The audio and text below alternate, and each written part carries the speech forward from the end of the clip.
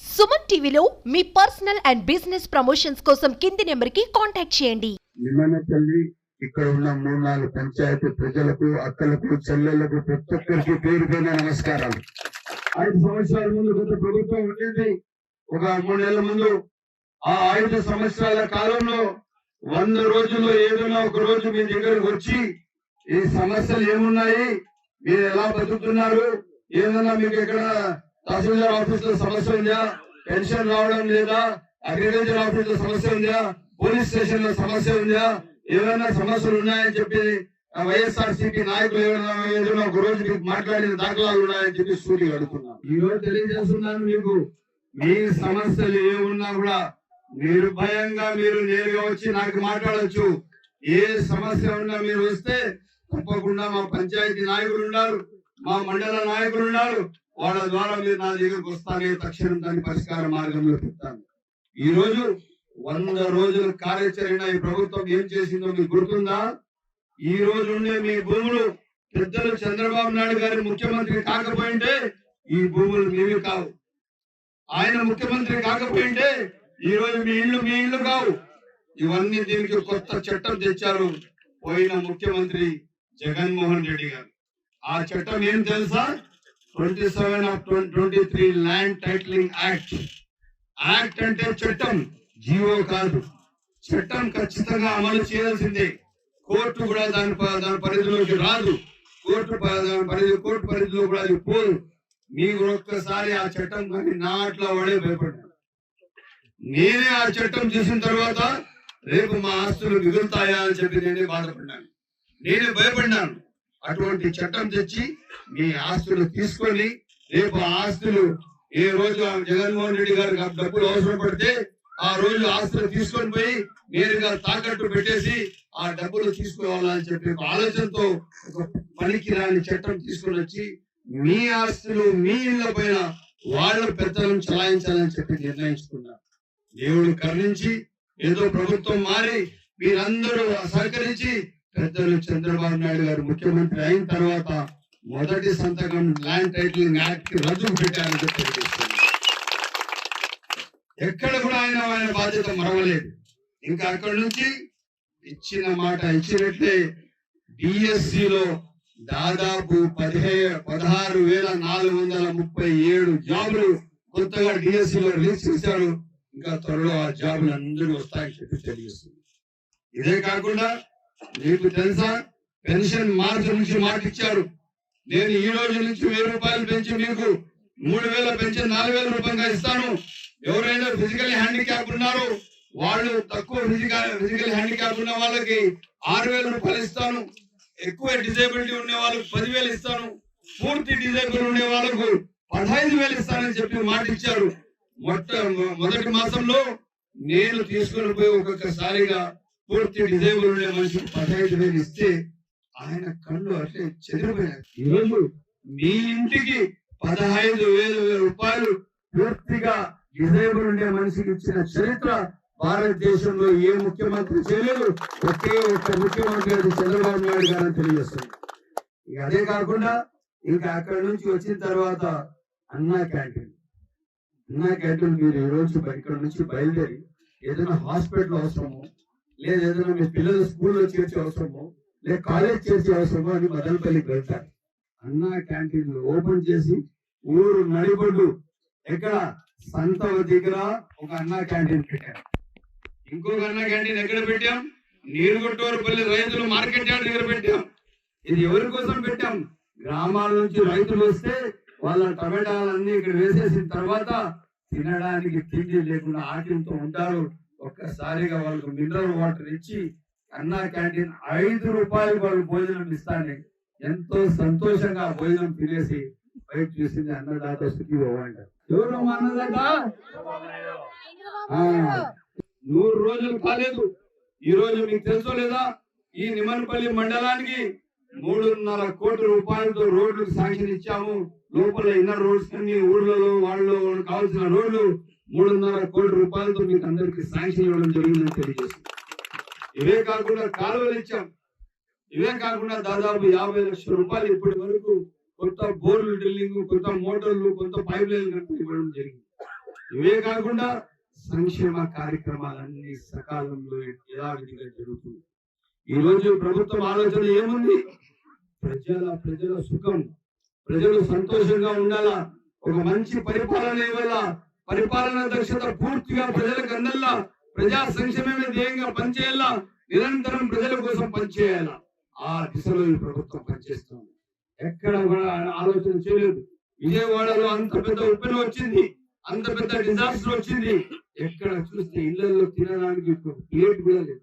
అటువంటి సందర్భంలో సాక్షాత్తు రాష్ట్ర ముఖ్యమంత్రి పెద్దలు చంద్రబాబు నాయుడు గారు రోడ్డులో దిగి ఒక్కొక్క డివిజన్ కు ఒక్కొక్క ఐఏఎస్ ఆఫీసర్ పెట్టి ఆయనే పర్యవేక్షణ చేసి 10 రోజులు ఆయన వ్యానిటీ వ్యాన్ లో కూర్చొని ప్రతి నిమిషం, ప్రతి గంట, ప్రతి నిమిషం దానిపైన పూర్తి పర్యవేక్షణ చేసి సకాలంలో ఒక మంచి పరిపాలన దక్షత అందించిన చరిత్ర పెద్దలు చంద్రబాబు నాయుడు.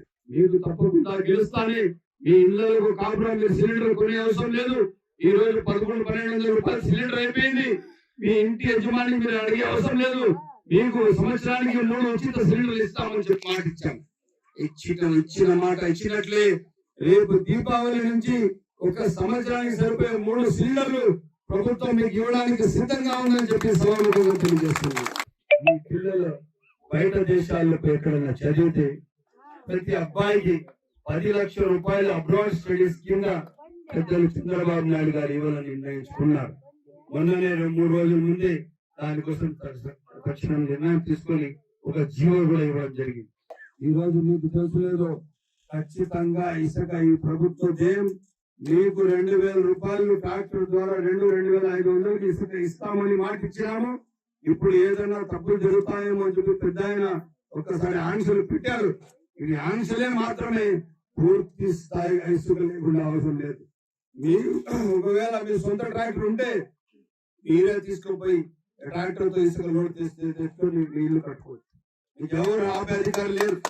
ఈరోజు ప్రజలకు ఒక మంచి పరిపాలన ఇచ్చేదే మా ధ్యేయం. ఏ ఒక్కరికి వదిలేదు లేదు. ఎవరెవరైతే భూములు కబ్జాలు చేశారో, ఎవరెవరైతే తాండవాల మనుషులకు కష్టాలు పెట్టించారో, ఎవరెవరైతే మనుషుల పైన క్రిమినల్ కేసులు పెట్టించారో వాళ్ళందరి కథ చూడడానికి మళ్ళా మేము ఇక్కడ వచ్చాం. మా అక్క ఎవరో చెప్తున్నారు, ఎవరో రెవెన్యూ అధికారులు మాకేదో చాలా నిమ్మపల్లి ఏదో తప్పు చేసినాడని. అది ఎవరైనా కానీ, ఎంత పెద్ద అధికారులు ఉన్నా కూడా ఒకవేళ తప్పు ఉంటే తప్పకుండా ఆయన పైన క్రమశిక్షణ చర్యలు ఉంటాయి. మీరు ఎవరు అదేపడే అవసరం లేదు. ఈ ప్రభుత్వం మీది, మీకోసం, మీ సంక్షేమం కోసం పనిచేసే ప్రభుత్వం, సకాలంలో స్పందించే ప్రభుత్వం, సంక్షేమే ధ్యేయంగా పనిచేసే ప్రభుత్వం, ప్రజా పరిపాలన చేసే ప్రభుత్వం ఇది. సచివాలయాల సిబ్బందులు కూడా పూర్తిగా మీ గ్రామ అవసరాల కోసం పనిచేస్తారు. సచివాలయం అడ్మిన్ కానీ, సచివాలయం వెల్ఫేర్ వాళ్ళు కానీ, హౌసింగ్ లో ఎంతమందికి హౌసింగ్ లేదు, ఎవరెవరికి వచ్చింది పెన్షన్ లేదు, ఎవరెవరికి వచ్చింది ఇల్లు లేవు, ఎవరెవరికి వచ్చింది రేషన్ కార్డు లేదు. మీరు ఒక ప్రపోజల్ లిస్ట్ మీ ల్యాప్టాప్ లో ఉండాలా. రేపు కానీ నేను గ్రామాల్లోకి వచ్చినప్పుడు వాళ్ళు నాకు అర్జీలు ఇచ్చిన ముందు మేము సచివాలయంలో అర్జీలు ఇచ్చినాము, అర్జీలు మేము తీసుకొని మీ ల్యాప్టాప్ లో దీనిలో కానీ ప్రపోజల్ లిస్ట్ లో లేదంటే తప్పకుండా క్రమశిక్షణ చర్యలు ఉంటాయి. ఎవరికి కూడా ఏమాత్రం లేదు. ఈ పరిపాలన పూర్తిగా ప్రజా పరిపాలన, ప్రజల కోసం పెంచే పరిపాలన.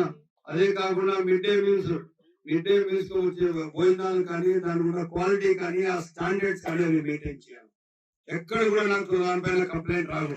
ఎందుకంటే మన పిల్లలు తినే భోజనం మీకు తెలుసో లేదు, నిన్ననే మీకు తెలుసో లేదు, నేను ముస్తూరుకి వస్తే మనం పోయినసారి ముస్తూరులో కస్తూర్బా స్కూల్ హెడ్ మాస్టర్ నాకు పిలిచి, అన్నా మా పిల్లలకు ఇక్కడ దోమలు చాలా కరుస్తున్నాయి, దీనికి మెష్ లేదన్నా, ఈ దోమలకు మెష్ చేయాలన్నది. అక్కడ కస్తూర్బా స్కూల్లో చదువుతున్న పిల్లలు ఎవరి పిల్లలు? ఈ మండలానికి సంబంధించిన మీ అందరి పిల్లలు. అవునా కదా?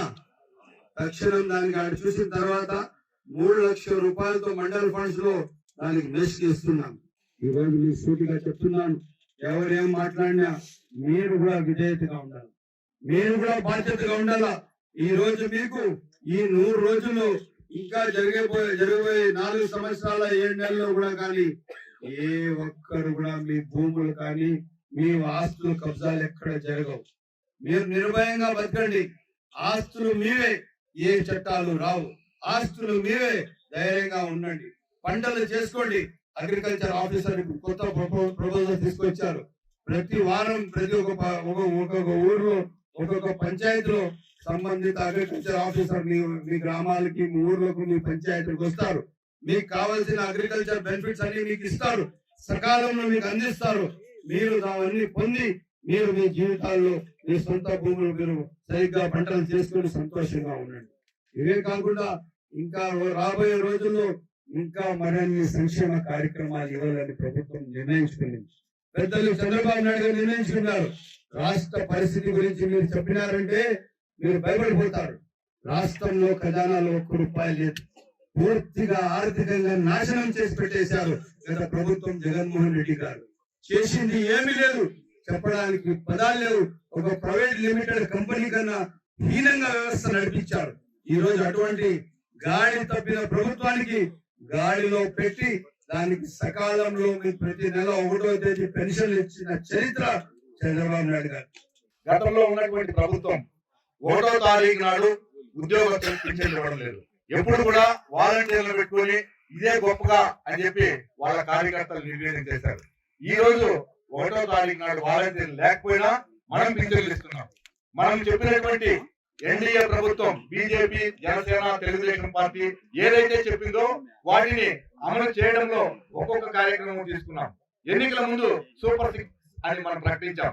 అందులో భాగంగా ఒకేసారి పింఛన్ పెంచాం, డిఎస్సి నోటిఫికేషన్ ఇచ్చాం. ఇప్పుడు మొన్ననే చంద్రబాబు నాయుడు గారు చెప్పారు, మన ముఖ్యమంత్రి గారు, దీపావళికి ఉచిత సిలిండర్లు ఇస్తాము అని.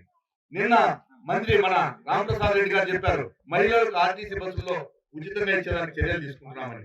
ఈ విధంగా ఒక్కొక్క కార్యక్రమం చేస్తున్నాం. జగన్మోహన్ రెడ్డి గారు అంటున్నారు ఇంకా తల్లికి వందనం ఇవ్వలేదు అని. వాళ్ళు అమ్మఒడి చెప్పినప్పుడు వాళ్ళ అమ్మఒడి ప్రవేశపెట్టడానికి 1 సంవత్సర కాలం పట్టింది. సంవత్సర కాలం ఎగరగొట్టేశారు. చెప్పిన 15,000 ఇవ్వలేదు. అందరికీ ఇస్తామన్నది అమ్మఒడి లాస్ట్ కు 1కి పరిమితం చేశారు.